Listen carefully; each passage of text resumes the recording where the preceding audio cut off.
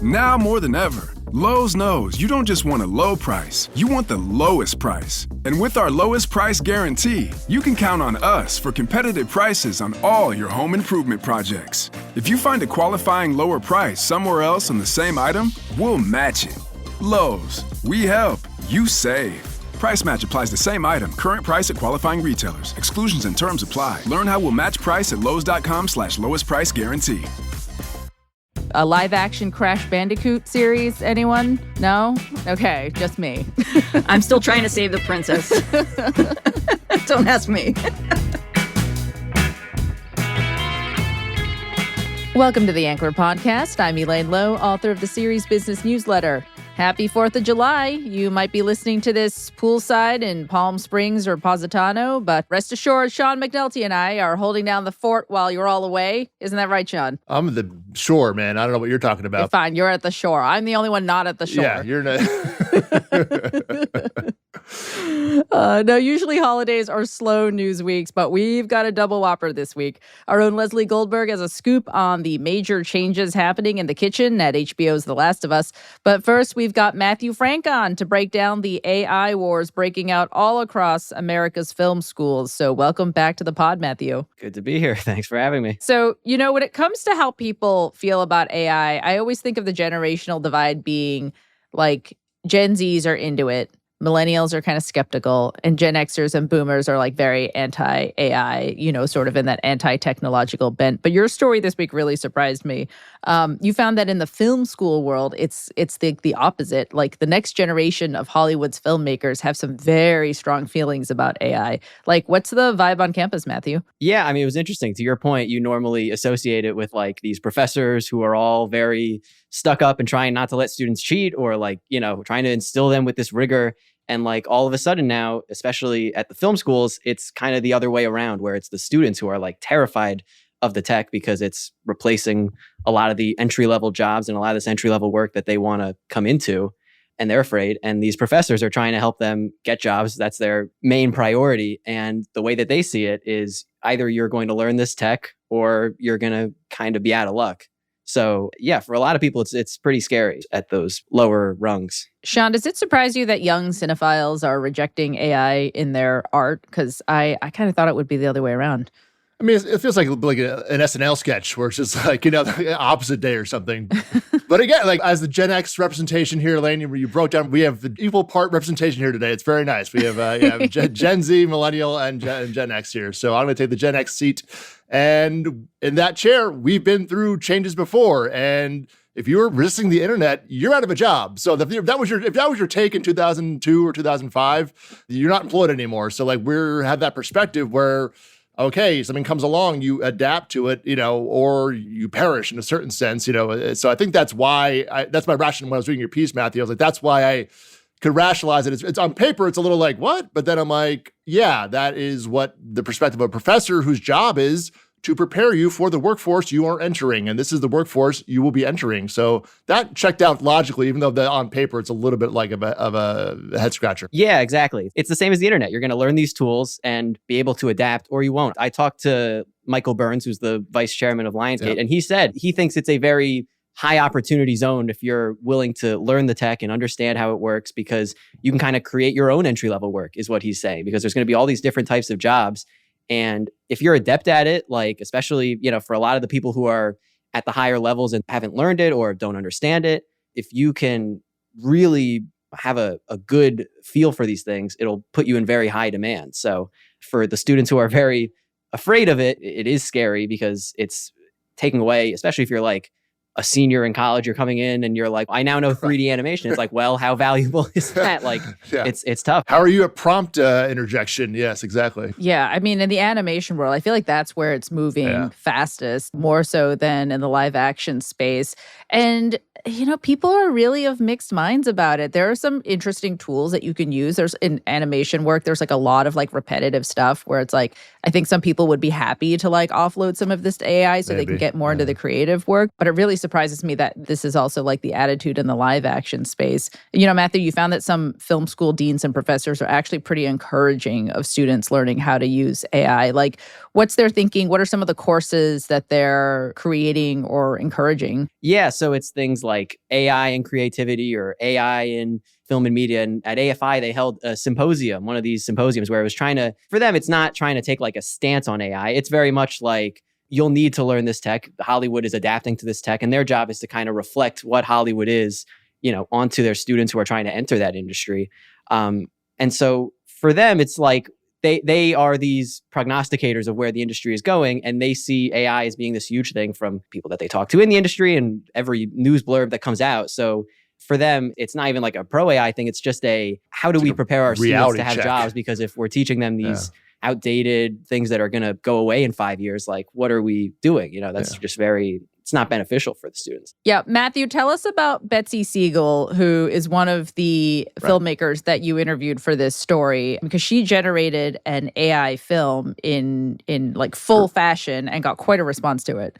Yeah, exactly. Yeah, she was a creative producing senior at Chapman, and she used ChatGPT for like the script, and then she used all these other AI generators to help her with the voice, help her with the visuals, all this different stuff. Like nuts to bolts AI. Right. Exactly. Yeah. And she, when she announced that she was doing this in November, she, only screened it in May. She got all these other students, a lot of her peers who were writing to her or saying things to her face. She said that like a couple people told her to kill herself. And it was pretty harsh stuff. God. Wow. Because there is the, you're taking away jobs from people. And it's also the morality aspect of like, you're using other people's work. It's all this different stuff. And it's a lot of things that we heard during the strike, right? Where it was like, this is using other people's work. This is putting people out of a job. So especially for a lot of these students who are deathly afraid that they're entering into an industry that they don't have the requisite skills for, it's hard to watch someone touching a nerve. It's hitting a nerve. That's right. Yeah. Okay. Sean, you mentioned earlier that it was kind of the same at the birth of the internet,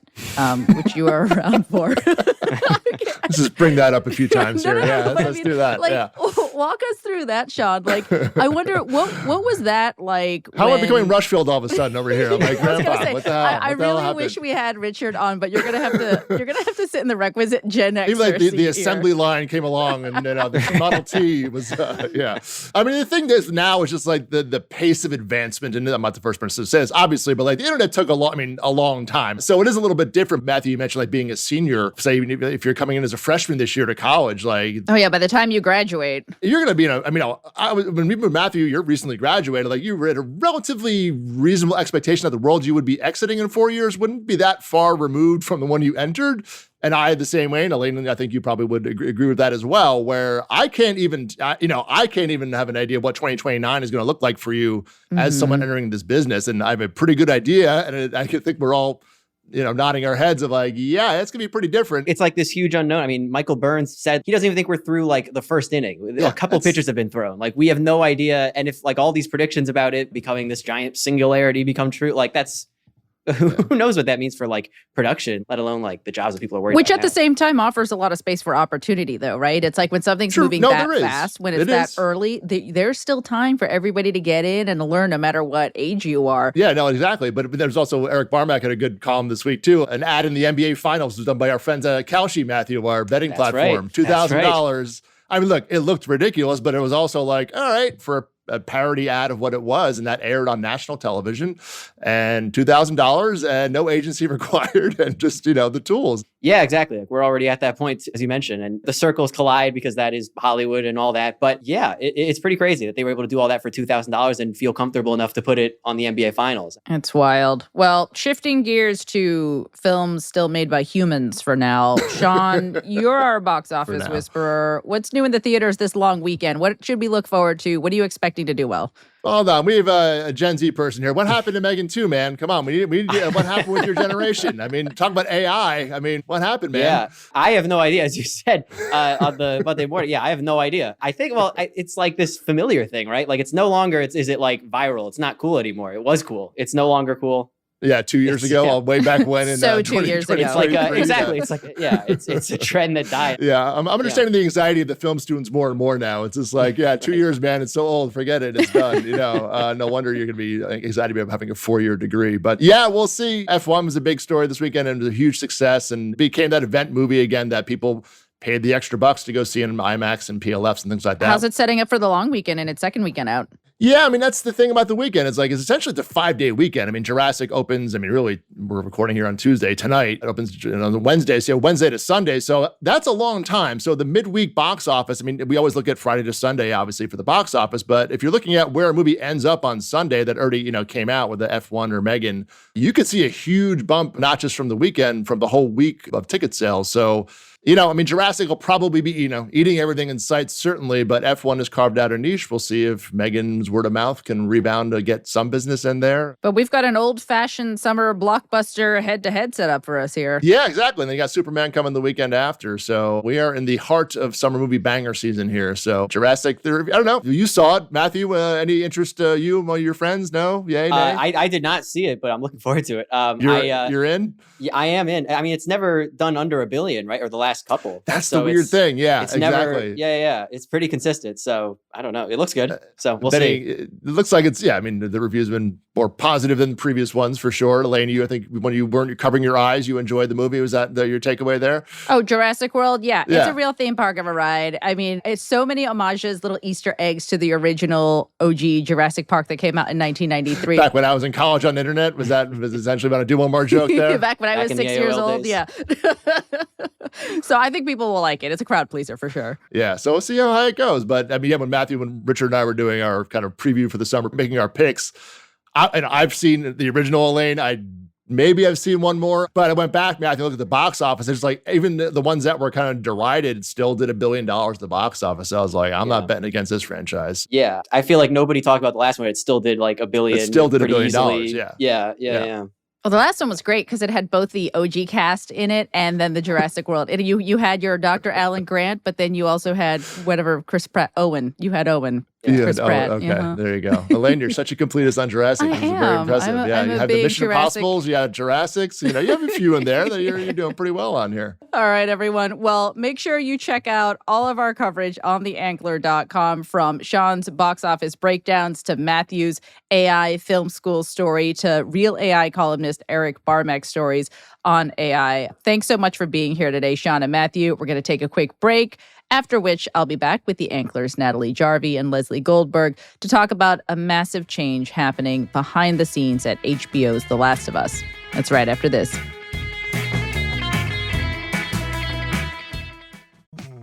This episode is brought to you by San Pellegrino Ciao, a new kind of flavored sparkling water. The kind made with real fruit juice, a pinch of Sicilian salt, and the sparkle of the Italian sun. With no added sugar and just 10 or less calories per can, enjoy. With love, from Italy. By San Pellegrino Ciao now. I'm Natalie Jarvie, and I write Like and Subscribe, a newsletter about the big business of the creator economy. It's a $250 billion a year industry, and it's producing the next generation of stars. If you're on the internet, and if you're listening to this, you clearly are, you can't afford to be out of the loop. In Like and Subscribe, I'll tell you what's next for YouTube now that it's beating Netflix in the living room, what's happening with TikTok, Instagram, and Snapchat, and whether Hollywood is still a place for creators to make money or just a legacy pit stop to bypass. I'll also bring you up close with the biggest creators in the world so that they can tell you what's working, where the deals are, and how they keep growing and growing. So check out Like and Subscribe by Natalie Jarvie. That's me, on Substack, a new subscription from the same team who bring you The Ankler. Go to likeandsubscribenews.substack.com. Likeandsubscribenews.substack.com. I'll see you there soon.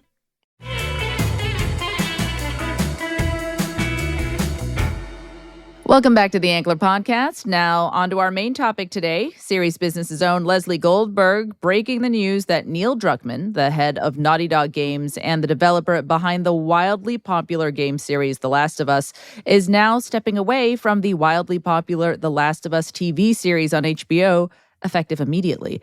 With us is Leslie, as well as Natalie Jarvie of Like and Subscribe, to help us break it all down. Hey, guys. Hey, Elaine. Hey, Natalie. Hello. So, do you guys both watch The Last of Us? I admittedly have not seen an episode of The Last of Us. I know. Slap on the wrist for this TV writer here. My wife and I watch the show religiously, and my wife is a diehard fan of both video games. Yeah, I've watched the show and really enjoyed it. And in general, I've spent a lot of my time in my career thinking about writing about video games, trying to adapt into, Hollywood TV shows and movies.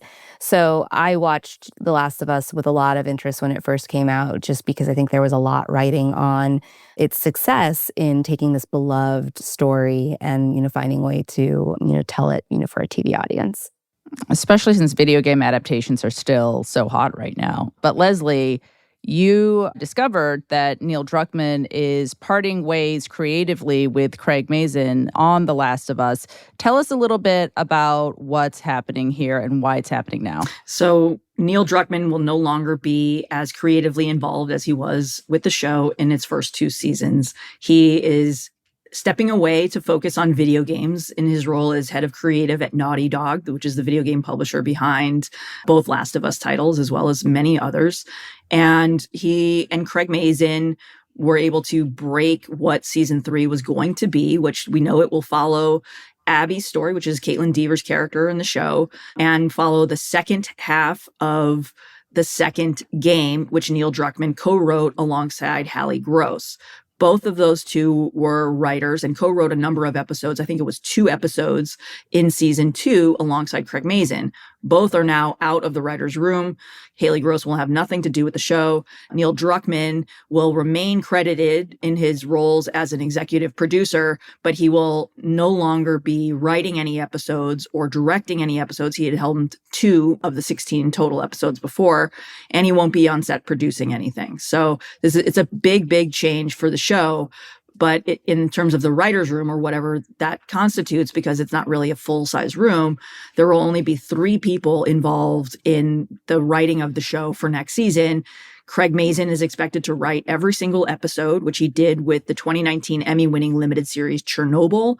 And he will have Ryan James from Naughty Dog serving in place of Neil Druckmann as the video game expert in the room, as well as Craig Mazin's former assistant, Alexandra Chang, who was promoted to writer. What remains unclear is if Ryan James or Alexandra Chang will have the opportunity to co-write any episodes alongside Craig Mazin for season 3, the way that Neil Druckmann and Hallie Gross did with season 2. Now, that's what part of makes this such a seismic shakeup, right? It's not a traditional writer's room of 10 to 12 writers. You're talking about a handful of people. You're talking about 2 or 3 people crafting the entirety of the story of a hugely popular HBO series. That's right. And season 1, it was just Neil Druckmann and Craig Mazin. That's it, just the 2 of them. And we know from Craig Mazin's own podcast script notes, and he's been very vocal about his preference of writing solo. And season 2, it was Craig Mazin, Neil Druckmann, as well as Hallie Gross and Bo Shim, who previously was Craig Mazin's assistant and was promoted to writer for season 2, but he wasn't credited with writing any episodes or co-writing any episodes.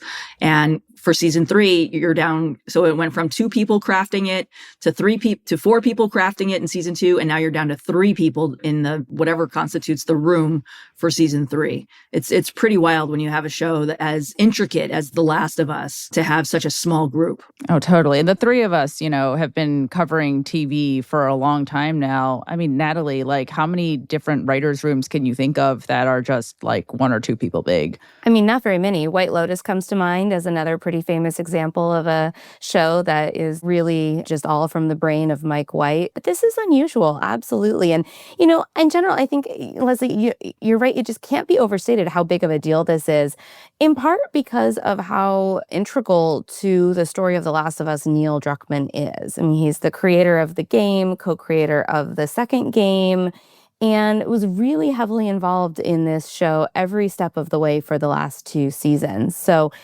it'll be really interesting to see how his departure from kind of the day-to-day on the show impacts season 3. Absolutely. And, you go back and for comparison, it's like, what if George R.R. Martin decided that he wasn't going to write more Game of Thrones episodes when the show was still airing or wasn't going to be in the writer's room. That's a huge wealth of information about the original IP. And that's what Druckmann is here, where obviously they still have someone from Naughty Dog who will be at Craig Mazin's disposal, but it's not Neil Druckmann. And that to me is a big change. There are creative partnerships in Hollywood that split up all the time, though. Like, what makes this particularly interesting? I mean, is there anything acrimonious going on behind the scenes, like on a scale of amicable to Oasis? Like, where is this breakup on the spectrum of things? Sources close to Neil Druckmann and to Craig Mazin insist that this was an amicable split.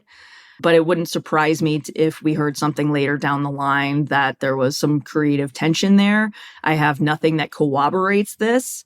I've obviously been reporting this out for a while now, and it just feels like despite their best efforts, it does feel like there was something more that led to this, because it's very odd. There was a quote that Neil said earlier this year, when he was asked if there was going to be a third Last of Us game, and he mentioned his priority at the time. This interview was done in April before season 2 launched, that his priorities in order were season 2 of The Last of Us, and if HBO renewed it, season 3, and then the next game for Naughty Dog. And he only said that less than 3 months ago. Correct. So it just seems very odd. And he was, on the FYC trail as recently as just a few weeks ago when he confirmed what season 3 would be. So it just feels very odd, especially when you have a show that's this big. You've got the Emmy nominations coming out in 2 weeks, where this is expected to be a big player for Warner Discovery. And, if he's smart, he's going to do interviews for this because this is his baby. His statement to me was, first of all, it was a beautiful statement. I've been doing this a long time, and you don't always get people who are kind and generous and speak so freely from the heart.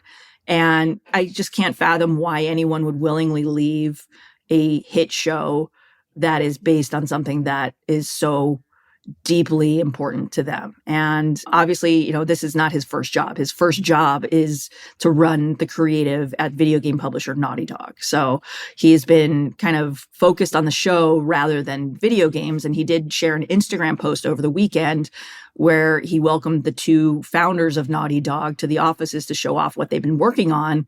And it's clear, maybe he had to go back to what he loved first, which is video games. But it's just really surprising that he's not going to be able to juggle both, or at least have some kind of a greater hand, or even go to set or write episodes, or it's very surprising. When we talk about shows departing from the source material, I mean, that isn't new to us as well. Obviously, George R.R. Martin consulted on Game of Thrones, but, they finished the story. They finished off the series ahead of him.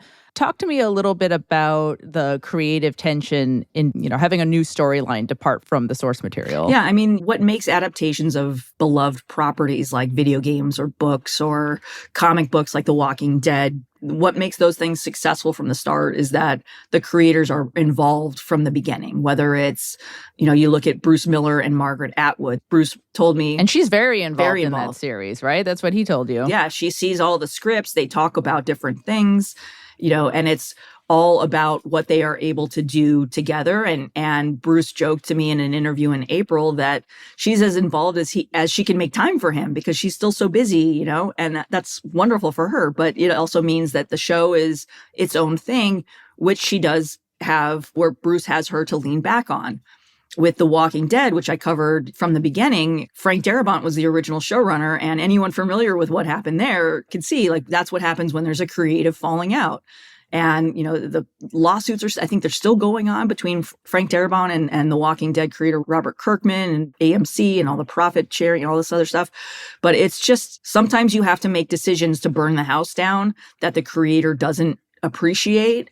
But sometimes, I went back and I listened to a lot of interviews that Neil and Craig did together about The Last of Us. And, there's a quote in my story from Craig Mazin that he gave in April to the WGA podcast Third and Fairfax, where he described what happened when the two would reach a creative impasse. And it was that they tried to really not keep score and say, no one won this one. Let's just, move on and figure out what's best for the show and the story that they're ultimately telling, whether it be that episode, that season, or in the series altogether, with the realization that eventually one of them would get a win somewhere else. right? And, sometimes if this is a piece of art that you have created personally and someone wants to diverge from it in a way that you're not agreeing with, it wouldn't surprise me if that created additional friction. If there was a hill that one of them wanted to die on, you know what I'm saying? So especially if you have two very strong creative personalities, sometimes you're able to make the trade-offs work, and they work until they don't. Exactly. Well said.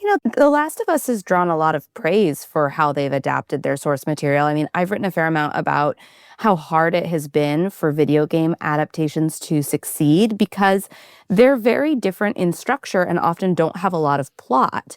And The Last of Us, I think, kind of set the bar high in terms of plot for a video game, but still they've done a remarkable job in figuring out how to weave these perspectives and storylines, drop these little Easter eggs for fans throughout the series. But, some of the most beloved episodes of the show are huge departures from the source material. In season 1, the episode that focused on the characters of, I'm going to try to remember, Bill and Frank. Yeah, it was Bill and Frank, yeah. With Nick Offerman, who won a guest Emmy for that. Yeah, it was Long Time was the episode. People loved that episode. Those are characters didn't really get much time at all in the games. That was an entire story that I think you don't even see Bill in the game, if memory serves. Yeah, and that seemed on the surface, this has been a really successful and really fruitful creative partnership over the last few seasons. I will certainly be curious to see what does season 3 look like without Neil's kind of direct involvement in, the actual production of those episodes. Understanding that, yes, he's still involved in the story,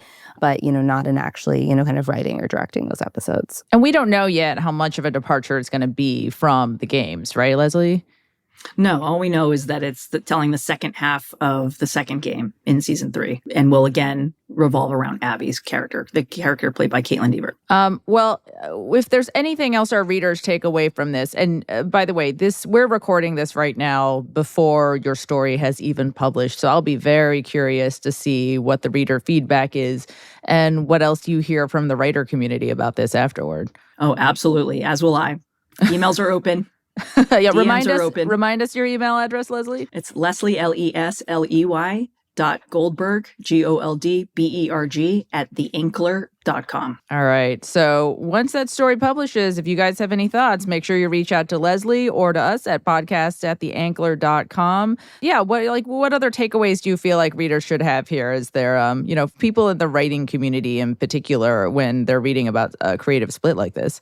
Sometimes people can enter a relationship with the best of intentions and it just doesn't work out. It's like any marriage or romantic relationship where it's not so much about how you fight, it's how you finish. And who knows if that's really what happened behind the scenes here.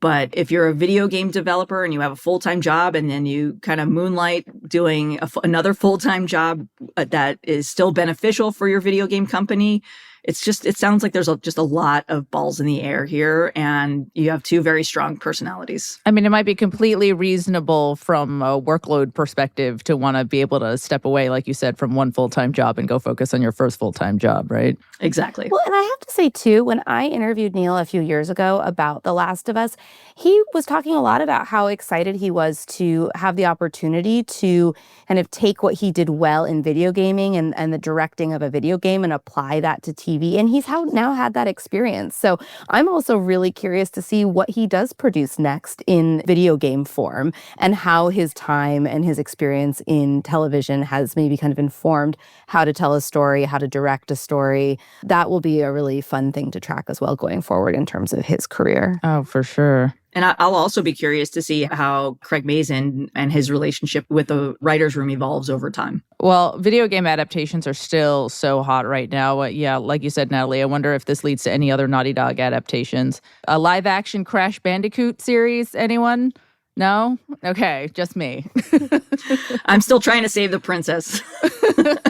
Don't ask me. All right. Well, thanks so much for being on, Leslie and Natalie. It's great to break this down. Very curious about what we'll hear after your news breaks. But for now, that's a wrap on this week's Ankler podcast. Make sure you visit theinkler.com to subscribe to our full suite of newsletters and pods for all the latest industry insights. And if you enjoy the show, please leave us a rating and review wherever you get your podcasts. You can also follow us at at The Angler on all major social platforms. Thanks so much to Sean McNulty, Matthew Frank, Leslie Goldberg, and Natalie Jarvie for joining, and to all of you, of course, for listening. I'm Elaine Lowe. See you next week.